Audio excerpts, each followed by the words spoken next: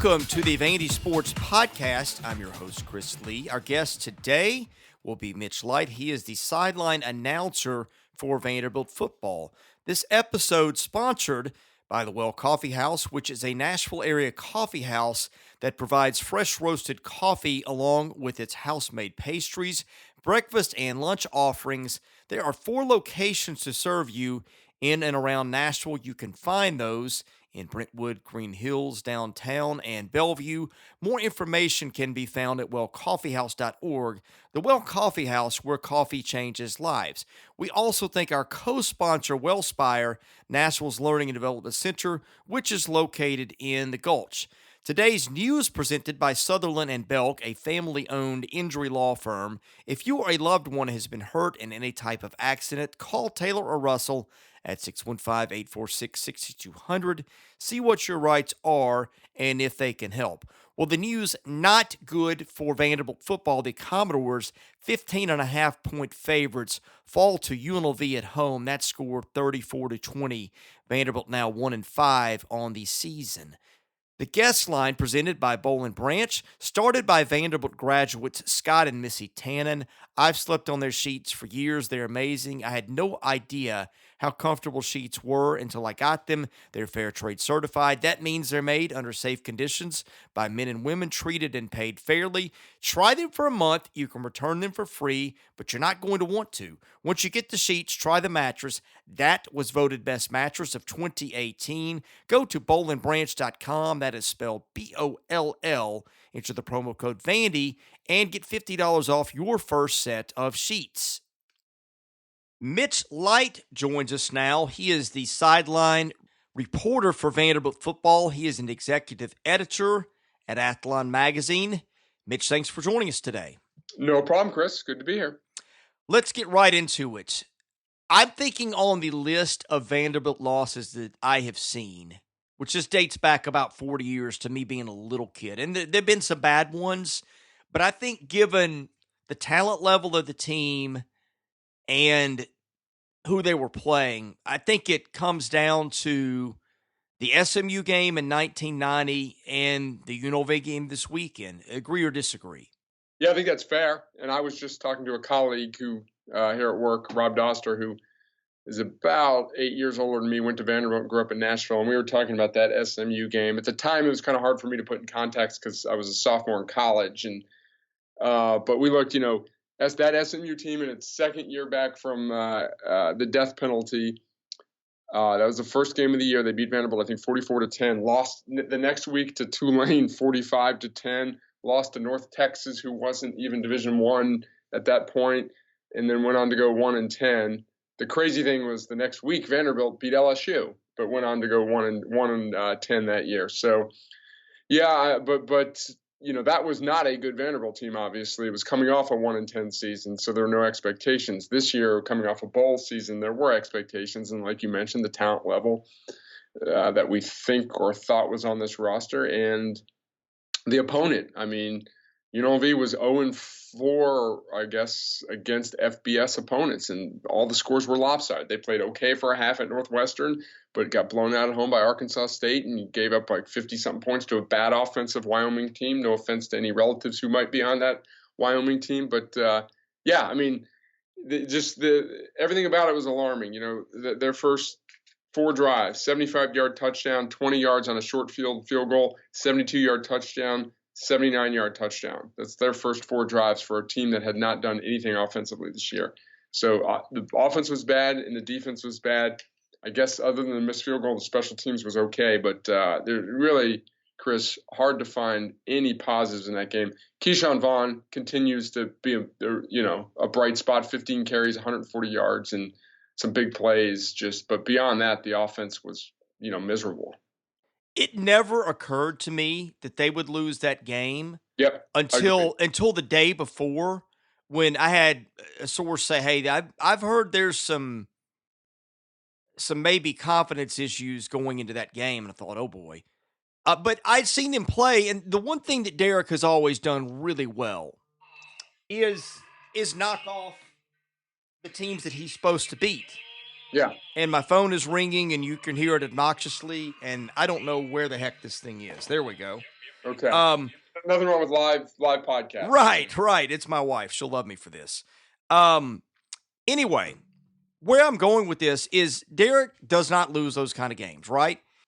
No offense taken on the comment about my relative, as everybody knows, my nephew plays for Wyoming. Well, I watched Wyoming's offense all year, and my nephew scored their first touchdown pass of the year in the fourth quarter of game 4. And yet that team put up 50 something points against UNLV. So I'm like, I'm not even thinking of them losing the game because they have never lost that game. And I'm like, Wyoming or UNLV is so bad that even if they don't show up, that they can win that game. And not only did they not show up, they get beat by 24 points. And frankly, it could have been worse. Yeah, no, you're right. It could have. I mean, could this stat's alarming too. I just looked this up. Vanderbilt at 18. Once it's 24-10 going into the fourth quarter, so it's not quite garbage time yet. You're only down 2 touchdowns. But Vanderbilt had 18 plays in the fourth quarter when UNLV is probably playing a softer defense, or and then it does go into garbage time when Vanderbilt has some more, you know, when the lead gets to 24. 40 yards on 18 plays, 2.2 yards per play. That is horrible. The thing that really stood out to me early is they weren't winning the battle on the line of scrimmage. And I don't know how that happens when you're an SEC team playing a bad Mountain West team. Now, I guess you could ask Tennessee. You saw the same thing with them and Georgia State, although Tennessee has since gotten a second wind and turned it around to some degree. But that's what I just have a hard time understanding is how it gets to that point. Right. We've seen, the troubling signs started, well, it's been all year, but 2 weeks ago when Northern Illinois, who had a decent passing attack but no rushing attack, was able to run the ball in Vanderbilt. And then, it started early on Saturday. You could just see them finding rushing lanes and moving the line of scrimmage on offense. And so it was, these balanced attack. They ran the ball, and then play action, or, I think their first long pass, beat B.J. Anderson long for a touchdown there. So, it was just, again, everything about it was bad. And, I talking to people about the game, the people I know didn't see it or explaining it.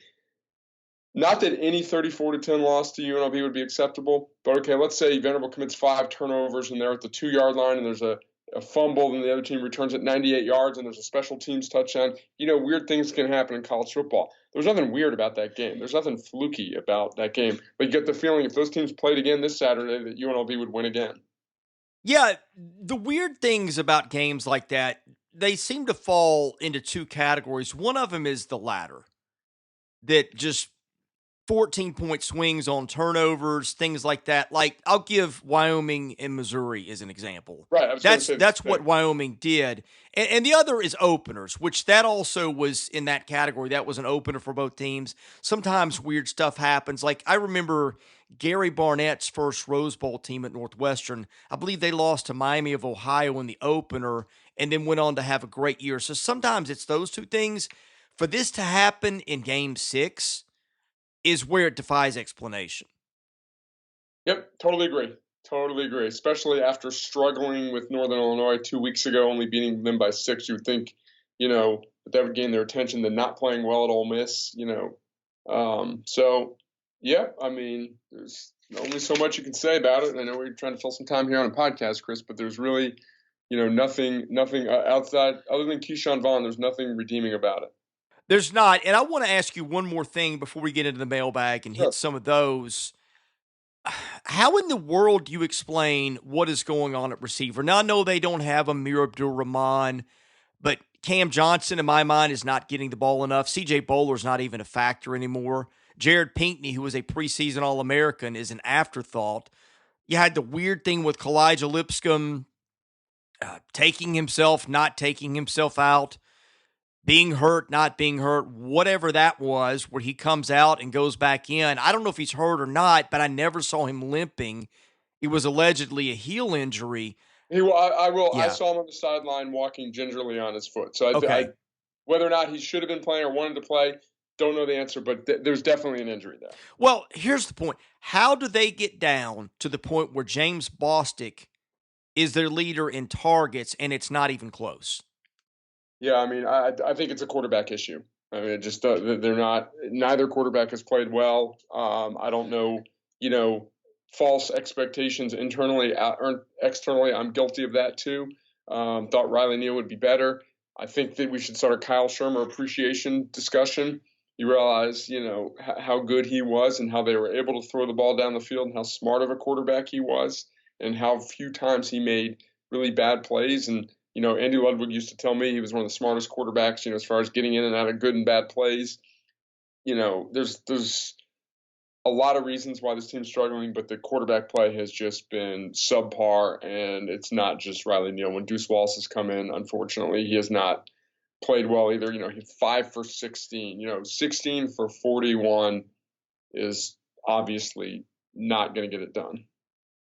I'm going to the mailbag, which is sponsored by Vanderbilt fan Josh Minton, an independent insurance agent operating out of Brentwood. Looking for a one-stop shop to take care of your insurance needs? Josh has you covered. Call him today, 615-933-1979. Email him at josh@hqinsurance.com. Follow him on Twitter at Joshua Minton HQ or at facebook.com/JD Minton HQ. He's my insurance agent. Give him a try. Tell him you heard about it here. Theodore 8 says, Jeff Sagarin has Vanderbilt ranked 110th, just ahead of schools like Furman and Weber State. Buy or sell? I'd take Vanderbilt and Furman right away, right now. I'm actually, the reason I was kind of distracted, I was looking up at our rankings at Athlon Sports. Stephen Lassen does them every week, but I go over them too, so it's a collaborative effort. And we have Vanderbilt at 106, I believe, in the 70s last week, so a big drop there behind UNLV. So this is just the 130 FBS teams. So I've been in Athlon for 18 years, and we've done rankings. I don't know if we've done it every year, but I don't remember Vanderbilt ever being in the hundreds. Not what we say is gospel. Obviously, there's a lot of different opinions, but based on what the team has done this year, it's hard to argue that they're ranked too low. It is very hard to be a Power 5 team and fall into triple digits. Is there any other Power 5 team that's behind them? We've got Illinois at 109 and Arkansas at 111. Now, and Georgia Tech at 112. Now, Arkansas lost to San Jose State, who's probably worse than UNLV, about the same, but at least that game was close, and Arkansas had a lot of turnovers. I wasn't going to overrule Stephen on rankings this low, but I could definitely see having Vanderbilt below Arkansas based on, Arkansas played a little bit better in Oxford than Vanderbilt did, and goes to Kentucky and almost wins, even though Kentucky was down to its third string quarterback. So those are the, Georgia Tech's obviously struggling too, in Illinois. So those are the teams, the Power 5 teams in the hundreds. Well, I'll compare where Vanderbilt was bracketed before and after this week. I believe Vanderbilt was 85 maybe in the Sagarins last week, and Tennessee was 84. I think Tennessee jumped to 77. Vandy fell to 110, as he said. Illinois was one spot behind Vanderbilt. From memory, I think that was the only Power 5 team behind Vandy in the Sagarins. And Arkansas was definitely ahead of Vanderbilt. I don't remember where, though. Yeah, I mean, the only Vanderbilt game that's been, under 10 points is I guess none of the losses have been, but the Northern Illinois game was a 6-point win. So when you're comparing teams at the bottom of the Power 5, at least the way I do it is, look at margin of victory. How competitive are you? And based on the results this year, Vanderbilt has not been competitive enough to warrant a higher ranking. Baseball Bros says, have either one of you ever seen Vanderbilt Stadium so empty in your lifetime of being associated with Vanderbilt? I would say that, at the middle of the first quarter, it was almost half full. I think, maybe 18,000. The side of the press box had a lot more on it. So, and there was some end zone. So, yeah, I have. I mean, I think that Wake Forest game, the night Robbie Caldwell got fired, and one year in the 90s, played Louisiana Tech, and it was like cold and rainy. So, yeah, I mean, I'm not saying there's a big crowd by any stretch, but I actually, there were probably a few more people there than I thought would be. Yeah, I did. I thought there were more people there at the start in the first quarter than I thought. I honestly thought there were going to be 5 to 6,000 people there. I would estimate the crowd around 12,000. I was kind of sometimes I like Really? to, yeah, I stood in the end zone, or the open end zone, and they announced 20. I would think there was quite a bit more than 12, but okay. yeah. I would say quite a bit. That's just my opinion based on my view from the end zone, seeing the people all around. But who knows? Were there a lot of people in the bridge and the area right underneath the press box? Yeah, I mean, it looked decently full, but again, I wasn't. That wasn't my intent to gauge the attendance. I just Yeah. kind of looked around. Well, So the point I'm making is that's the one area that I can't see from the yeah, press box. yeah. I mean, So, there was a decent amount of people at least in the first quarter, first half, on the press box side. okay, well, I mean, maybe split the difference and call it 15 if Yeah, you like. But whatever the case, there were more there to start than I thought to end. I mean, and you could see pictures. I mean, we've had a couple on the site where I think you could literally count the people if you wanted to. It still was not the worst. The worst I ever remember was the end of the Wake Forest game because I remember standing underneath the goalpost right before the end of the game and looking and thinking I could literally count the number of people here, and I estimated it to be about 200 in the stadium at the final whistle, and that included the band. So we've seen it get to this level before. There were more than that at the end of the game, but again, it's like the what's worse, that or 1990 SMU. When you're even having this conversation, it's right. indicative of where things are. So I will say, since I've been sideline reporter, the lowest attended game I've been to was the Vanderbilt at Kentucky game when it was cold and Vanderbilt beat Kentucky 40-0, and then Joker Phelps got fired the next day. So that was the fewest people I've ever seen at a major college football game. well, and there's a lesson in that too. It's that if you've got a concept that people believe in, even when it falls to a pretty bad level, you can turn it around. So, Right. if we're looking for some sort of bright spot out of this, I guess that's it. But I think this is from Baseball Bros. He wants to know what Mitch would do to fix the program. Boy, I mean, we may not have time for that one today, but if you want to give it a Cliff Notes version, then go at it.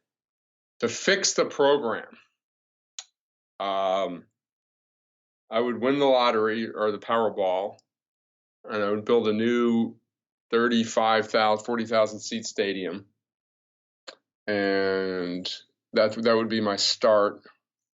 Um, I'll withhold judgment on the coaching staff right now, or just I'm not going to comment on that. I don't. This is a huge debate. I've always universities support and all that. I mean, with a new stadium, you would say then they're getting support. I don't pretend to know all the inner workings. But one thing I'll say is I don't think there's a lack of commitment from getting people into school. I've always said that Vanderbilt, gets when the coach is trusted by admissions, Vanderbilt gets the guys in they need to get. I don't think that's an issue. People from the outside looking in, and clearly Vanderbilt's pool is not as great as other schools. I'm not going to sit here and say it is, but I think that the pool's probably a little bigger than people think as far as kids they can get into school. So, I think it would start with a new stadium that people want to go to. Like, I've had people say, well, why would you build a new stadium when no one's going? Well, it's the chicken or the egg. There's a lot of people that don't go because the stadium isn't nice and it's not a fun place to go. And then you could attract new fans. Old people that were disgruntled would come back and stuff. I mean, that's not a valid argument to me, is no one goes, so why build a stadium? Yeah, well, and when you make your own problem, it's hard to blame Right. the patrons for not buying a bad product. But to the academic thing, I agree with you. I think their standards are fair and fine. I might even argue they're a little too low. But and this is coming from talking to people at all kinds of levels. That's never bothered me as much as it does other people. Sure, like okay, Tennessee, Georgia, Florida, everybody can get players into school that they don't. Which, okay, fine. Look what the workload is going to be. The problem I have, I was talking to somebody this weekend. It's just that the workload is so demanding. I think that that's what makes it harder on the kids, maybe Yes. to expend the energy for football or whatever. I think that, Maybe there's a tweak that they can make there. I don't know. Maybe more academic support. I'm not an expert in that. So I'm I not think they going to could play dive back. into it today. But that when I talk to people, those are the things that I hear. As most of you know, or Chris, my daughter's a freshman at Vanderbilt, and she's extremely bright, a lot brighter than I ever was. Loves to work, works hard, great work ethic, and she works very hard. It's only 2 months into her academic career, but she works, studies all the time. I have a lot of respect for student athletes at Vanderbilt. I did when I was at Vanderbilt. I have even more now because of how much you have to work. And then balance, like I said, Zoe, last time I talked to her, was like, imagine being an athlete. Because actually, one of her friends is a student athlete. She runs cross country, and she said she's always at practice and always studying. So it's a different lifestyle, and that's why some of these guys go to Vanderbilt, because they want that. They want the challenge, and they want the education. But it's not for everyone. I think kids who go thinking, it's a good school, but you're not going to have to work, you're in for a rude awakening, and that's not the case at a lot of places. Well, and I don't know how this compares to other schools. I'm sure this is the case at some other places in the SEC. But I was talking to a parent. He says, my son has to cut out early for practice because there's a lab that he has to attend and he has no other choice. He has no other time.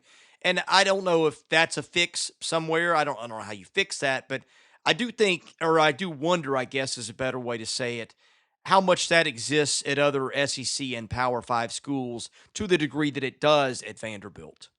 Yeah, I mean, obviously we don't know. When I was in college, and this is just anecdotal, and a few people, I knew a few athletes who had transferred from Duke and said that the course load at Vanderbilt for athletes was a lot harder. Again, this is going back 25 years. But you know what? And not everyone might agree. I'm fine with that. I take pride in that. I think that there's the reason the football team lost to UNLV 34-10 is not because the guys have to work too hard in the classroom. Yeah, I mean, you can come up with one level of expectation, or you can always come up with reasons. And I wrote about this. I think fans are kind of over the reasons right now. They just want a better outcome. Can't argue with that. Papahick for VU says the demeanor and attitude of a number of players on the sideline during the UNLV debacle has been mentioned on the board more than once. Do you think the coaching staff has any chance of getting them back, or have things gone off the rails so far that nothing will get them re-engaged?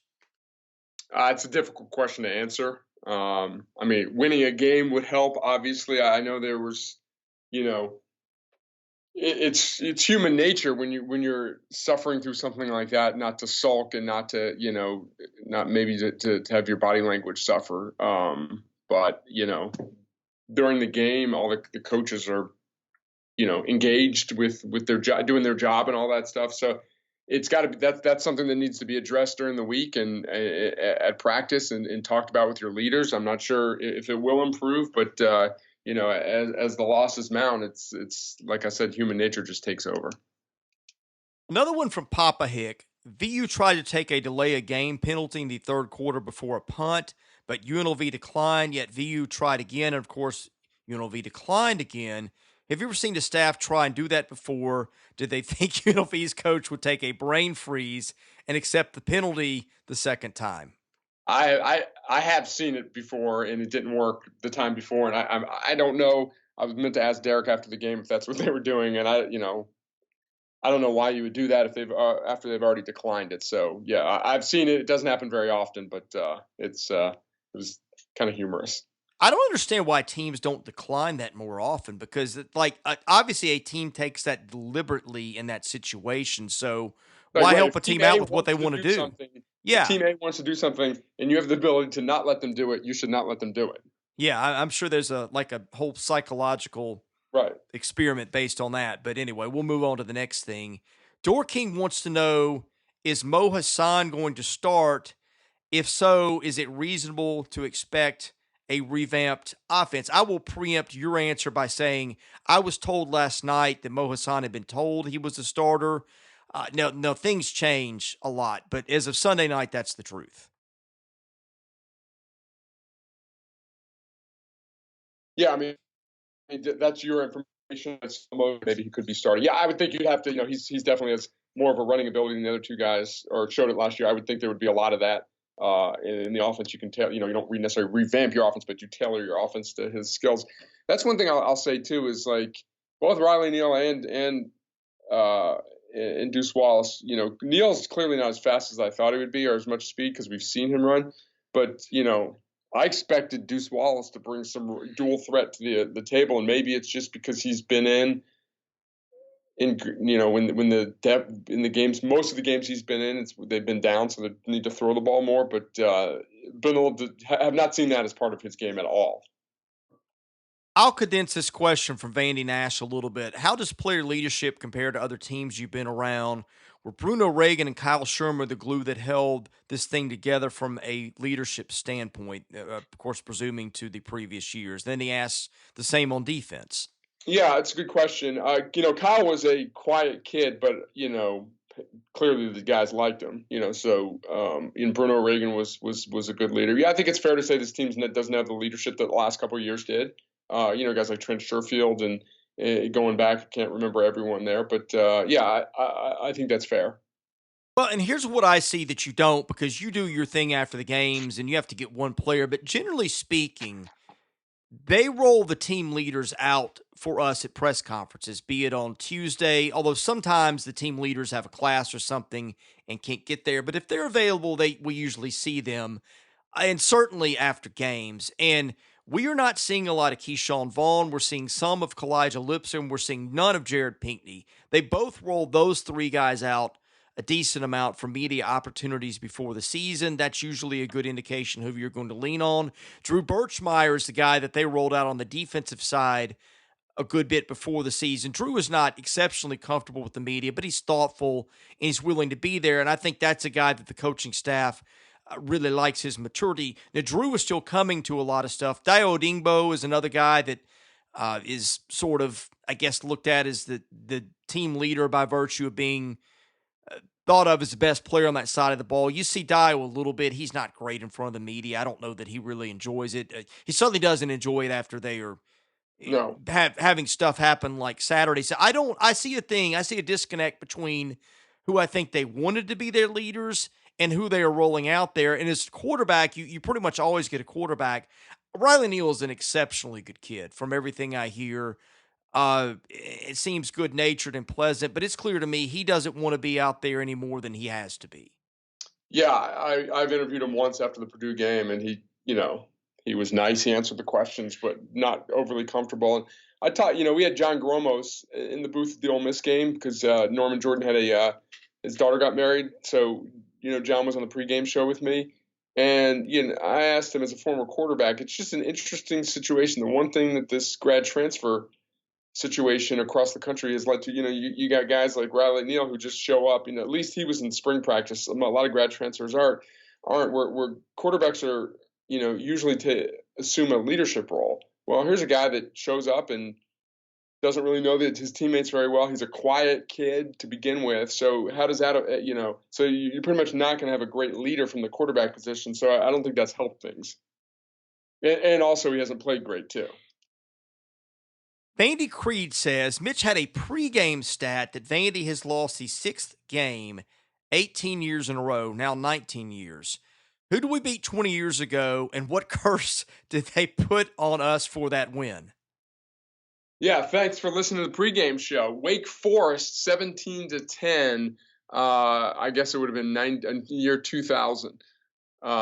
So yeah, it's a crazy stat because some years, Vanderbilt won 9 games. 2 of those years just happened to lose the 6th game. So Vanderbilt won the 6th game in both 99 and 2000, and then it's been 19 straight losses since then. So find the 6th game on next year's schedule. I'm going to Google it now and bet the money line on the other team, I guess. Vanderbilt football 2020 schedule. Let's hope it's at least like, Florida or Georgia. So it's, because it's clearly going to be a sure loss. 1, 2, 3, 4, 5. Ooh.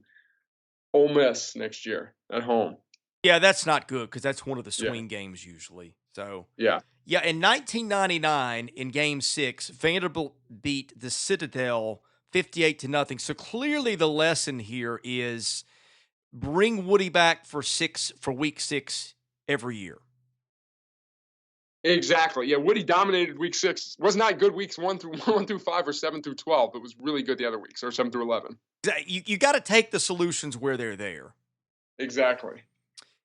KT Four Doors, no, I'm sorry, this is Door Fan, said, did somebody actually suggest the triple option at VU would be a good idea? Has everyone forgotten 65 to nothing? I will now give the floor to you for your soapbox. Oh, yeah, I suggested that, and I'll stand by it. Because you lose one game to a really good Tennessee team, 65 nothing, you don't run an off 20 years ago, you don't run an offense. Look what Georgia Tech has done. Army's beaten good teams, Navy's beaten good teams. It's a neutralizer. It has a ceiling. I would agree with that, but what's Vanderbilt's ceiling? I think that the option ceiling is higher than Vanderbilt's ceilings, if that makes sense right now. So I'm not saying that's the only way to go, but I think you're being naive if you think, oh, because Vanderbilt lost to Tennessee once, or great teams can snuff out the option. I'll give you, grant you that, but the option beats a lot of teams that maybe you're better than. This next question from 96 Door, and I think he's hit on something that I've noticed. I don't know how to explain this. Maybe you do. He says, it seems like the quarterbacks are throwing into tight coverage almost every passing play. Are the passing routes that different than those run under Ludwig? How is it possible that a wide receiver tight end core with this much talent is not able to get better separation? I get that not having Kyle Shermer is huge, but this seems to go beyond that. I'll agree that there's a lot of tight windows. And I was always an Andy Ludwig fan. I didn't get the pushback from people. His numbers got better every year as the offense got better. I thought he did a great job getting, he would not brag, but he would also talk about how they did a lot of things to get Jared Pinkney open, and that was clear last year. Now, I will say, I think the quarterbacks this year have missed some guys. I mean, I can't see great from the field sometimes, but we were watching games, you'll see guys open, and maybe they're not the primary option, so the quarterback's not seeing them. So I think that's part of it. I don't think the quarterbacks are seeing the field very well as Kyle did.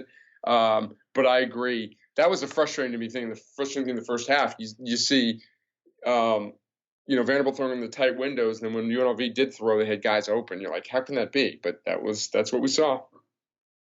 Harley Hog 44 says, if Vandy is struggling with a commitment in sports, why would a change, and I would presume he means a coaching change, be needed? Just hire another assistant coach with no experience and get him the same results. Seems like we need a coach with head coaching experience to make a difference. What was James Franklin's coaching experience? Yeah, and Yeah, I don't subscribe to that theory either. I mean, whether or not they move on from Derek Mason, we don't know. Derek Mason had a very good resume when they hired him. I always say this: Derek Mason had a better resume than James Franklin at the from where he came from. That's whether we're talking here or when I'm talking doing our podcast for Athlon Sports, whatever. One thing that athletic directors and school presidents, they get paid to kind of sit in that conference room or sit in that meeting room for 3 or 4 hours and figure out if a guy's meant to be a head coach. Like I always say, I don't know, Phil Fulmer sat in the same room with Mel Tucker, who's at Colorado, and Jeremy Pruitt, and he determined that Jeremy Pruitt was going to be a better fit when I think Mel Tucker's a better coach. I mean, what do I know? How, both early in their tenures. So I've never also subscribed to who are you going to get? What's the point of, if something's not working or you want to change, you try and get something better, or different. So, again, so I don't subscribe to that at all. two things. The first time I met Derek, I immediately liked him. And maybe that overrode some of the, you know, it's been pointed out so many times the press conference manner and the answers are not the greatest. I would be the first to agree with that. I think when a guy's likable, it's easy to overlook some of that or maybe to chalk it up to nervousness in the interview. I have no evidence that that's the case, but this is just me thinking out loud because my first impression of Derek was really good too. And he also had the resume, which I think was a big deal. And I think that's probably more important than the interview in a lot of ways. So there's that. The thing that I've thought about on coaching, this is where I think maybe sometimes people box themselves in too much. It's, well, we need an offensive coach, or we need a defensive coach, or we need a guy who's this or that, or we need a head coach or an assistant coach. There have been two coaches in Vanderbilt athletics in my lifetime who have killed it. They're James Franklin and they're Tim Corbin. And the thing that they had in common was just his unrelenting ability to cross the T's and dot the I's at every turn and look for things around the corner that most people couldn't see yet. I just don't think that's one of Derek's strong suits. Yeah, I mean the landscape is littered with really good assistant coaches and who worked out and ones that didn't, and existing head coaches at lower levels. There's different. You go the Bobby Johnson route, find a successful FCS coach. You just need to find the right coach. And again, it goes back to my original point about that's what the schools are or search firms or whatever who do the research. That's what you need to figure out. And certain coaches are good fits for schools. Now I think and I'll echo what you said. Derek's a great guy. I like him. And I think he is a good fit for Vanderbilt from what he believes in. Like, you don't want to coach. Like, I know they've interviewed people over the last few searches who weren't good fits for Vanderbilt, and I'm not going to mention any names, but I think Vanderbilt recognized that guy was not going to be a good fit. So that's one thing you do have to. It can't just be lip service. They have to embrace the mission of the school and the student athlete. Not to be all cliche, they can fight it, like some of the stuff. I get that, but you can't. Vanderbilt is not. Just generic, Florida Atlantic. I don't mean to pick on that. The schools have different missions, and so you have to understand the mission of the school. But I'm with you. You got to go find the right guy. Bill James said this one time, and I'll never forget it. He said, what organizations do is things go bad, they fire a guy who was a player's manager, and they always go to more of a disciplinarian. And then when that goes bad, they always fire that guy and they go back to a Right. player's manager. They're always making that switch based on what happened last. I do think Derek was a reaction, and I don't see reaction in a disparaging way. I was probably the appropriate reaction in a lot of ways, but I think that James said the right things. I don't think that he really believed everything he said in terms of some of the things in terms of Vanderbilt's values and mission and commitment. Now, there were a lot of good things that came with that, but you saw how that came unraveled at the same time. I don't know that there was really a belief in that any more than the James needed to sell it. With Derek, I do think that is a fair statement the way you said it, and I think that's one thing that probably attracted them to Jerry Stackhouse as well, because I get the feeling that he's got that sense of buy-in as well.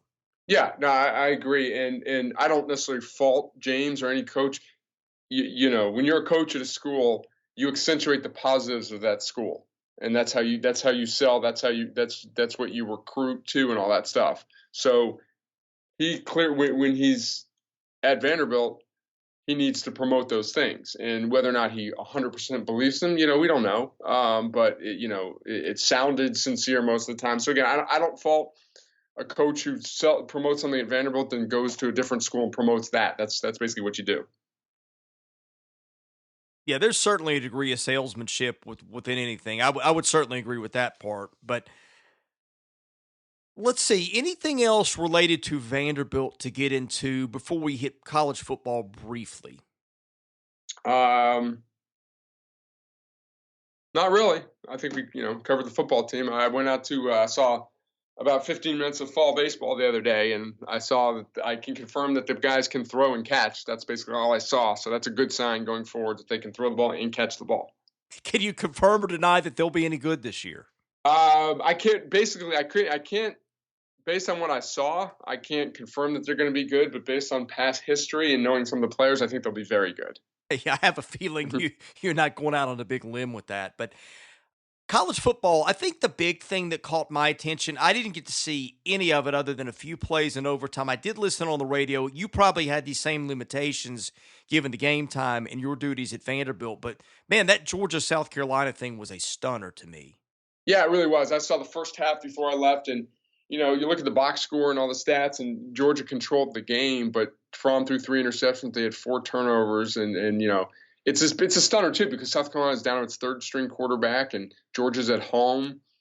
Some people are rightfully comparing it to some of Ohio State's setbacks in recent years where they were lopsided loss, but losing at Iowa, losing at Purdue is one thing, losing at home to a mediocre South Carolina team is another thing. So yeah, really, they could still make the playoff obviously if they run the table, include a win over Florida, Texas A&M, Alabama or LSU in the championship game, so they can still run the table, but they're not playing well enough right now. So yeah, that was, I gotta admit, I was shocked by that. It bothered me a little bit, and because it's an opener and because they won that easily, you don't really make judgments. But I kind of put this in the back of my head. It's like they really ran at a slow tempo and did not do a lot to push the issue. Now, I do understand with their offensive line and their running game, most people don't have that, but that was kind of lodged in the back of my head. And seeing them only get 17 on South Carolina or whatever that wound up in double overtime, it makes me wonder if their offense is achieving at the level that it should. Yeah, I mean that's fair. Their offense is kind of old school. It's kind of like you know mid 2000s where you just run the ball, play action, play defense, and it's worked for them a lot. But you look at what LSU's done, what Alabama did a few years ago, opening up its offense. Obviously, Oklahoma. Some of these elite teams, it's no longer it was kind of what's the word I'm looking for, gimmicky. I guess the air raid and all that. Going back 15, 20 years, air raid programs, they would use it, but there's kind of a ceiling. And not that what LSU is doing is air raid, but the point being these, opening up on offense doesn't necessarily mean that you can't play good defense or you can't win a national title. Georgia seems to be a half step behind the times in its offensive philosophy. Was seeing LSU put 42 on Florida a bit of a shock would be the wrong word, but boy, that's impressive, man. Yeah, no, not really. I mean, because obviously we saw them in person. We know what they can do. The great stat there is they had like 520 yards on 48 offensive plays, which is mind-boggling. Average if you take the kneel down out, I think they average almost 12 yards per play, which is phenomenal. Joe Burrow's numbers were off the charts. So, and, we know how good Florida's defense is, although they've had some injuries there. So, that LSU Alabama game is going to be something. Any other thoughts from the college football landscape before we go today? Um, Not really. I mean, there appeared to be 6 elite teams heading into last week. I think you removed Georgia from that. What they lost after they lost. Oklahoma looked very good. That game was not necessarily as close as the final score was only a 7 point, but Oklahoma played its best defensive game of the year. So Oklahoma looks darn good, and Penn State with a nice win against Iowa. So I think that the Big Ten and SEC remain the two best leagues. But to me, LSU is the storyline in college football this year. What's your playoff prediction right now? Right now, I'm going to go LSU. Trying to think because my top 4 wouldn't necessarily be my prediction. I'm going to go Ohio State, LSU, Oklahoma. See, I had Georgia before this week, but I don't think so anymore because I think they got to run the table. I'll go LSU, Alabama, Ohio State, and Clemson. How about that? Again, I haven't thought it through enough, but maybe LSU beats Alabama, and then Alabama. But then if Alabama, how many good wins would they have if they, I'm thinking out loud here. If they lose to LSU, how many good wins would they have? So I don't know. That's a good question, Chris. But Oklahoma could very easily be there as well. Don't forget about Oregon. So I'm not answering that question. Screw that. Except you just did. Yeah.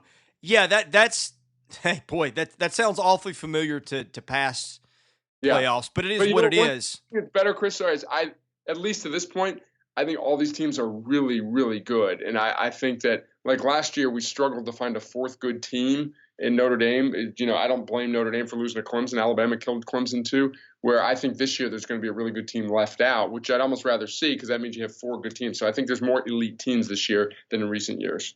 I think hearing you talk through this Yeah. is as interesting as anything. Where do you separate Oklahoma from the pack of people in front of them? Well, I've got Oklahoma 5th in my rankings this week, so I think they're right there. I mean, I have Alabama 1. This is not my predictions, this is my ranking. Alabama 1, LSU 2, Ohio State 3, Clemson 4, Oklahoma 5. I think then there's a still line of demarcation there, whatever you want to say. And then Wisconsin 6. I think I had Penn State 7, Florida 8, Georgia 9, Notre Dame 10 would be my top 10 right now. I guess what I'm getting at is this is an exercise as much in projection as it is in the resume. Do you see them tripping up at some point? Who's that? Oklahoma. Oh, sorry.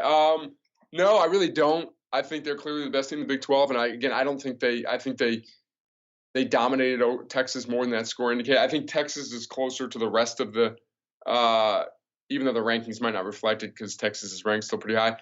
I think Texas is a little bit closer to maybe the third best team in the Big 12 than maybe Oklahoma is to Texas, if that makes sense.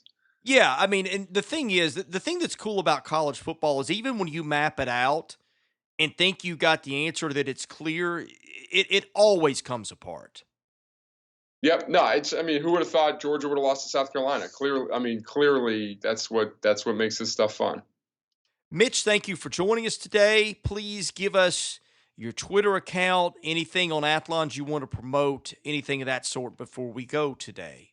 Sounds good, Chris. Athlon Mitch is my Twitter account. You can buy Athlon Sports College basketball magazines out on sale now. Also on our website, athlonsports.com/store. And then if you like in-depth college football talk, you can listen to me and Braden Gall on the Cover 2 podcast. You can find that pretty much anywhere.